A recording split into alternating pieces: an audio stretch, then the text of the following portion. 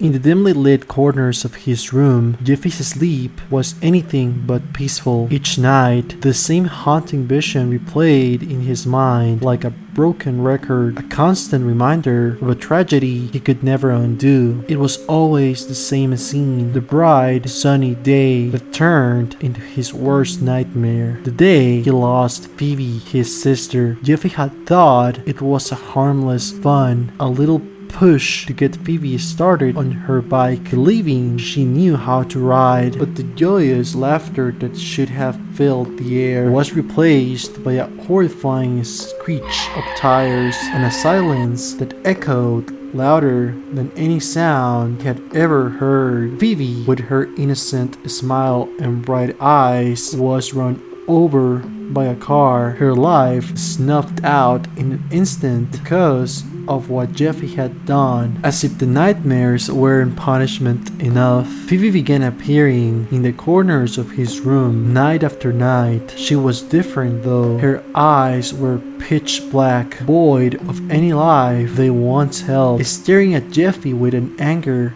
and blame that chilled him to the bone. Despite the terror, Jeffy convinced himself these were just nightmares, figments of his guilt-ridden conscience, but deep down, he knew they were more than that. They were a manifestation of his sister's unresolved spirit haunting him for his reckless action. The line between reality and nightmare began to blur for Jeffy. Then, one ordinary afternoon, as he returned from school, his heart stopped. There, in the living room, stood Feebee, just as alive as he remembered her before the accident. Overcome with emotion, Jeffy ran to embrace her, to apologize, to make everything right, but as his arms were about to grab around her, she vanished into thin air, leaving Jeffy grasping at nothing but his own guilt. In the blink of an eye, Jeffy found himself on a bike, heart racing as the familiar sound of a car's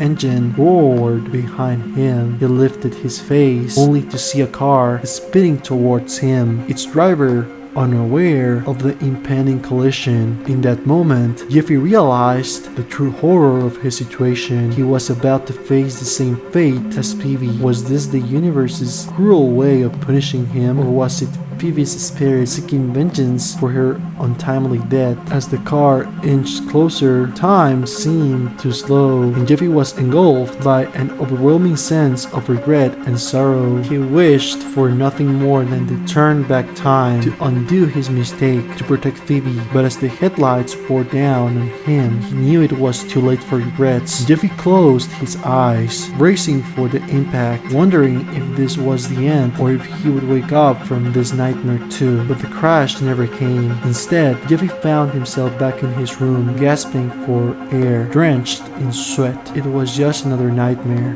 he told himself, but the line between reality and his haunted dreams had never been thinner. The guilt of Feebee's death weighed heavily on him, a constant reminder that some mistakes can never be undone, and some ghosts never lay to rest. Jeffy's life had become his own personal hell, a never-ending loop of guilt and spectral hauntings, a punishment far worse than any physical harm the world could inflict.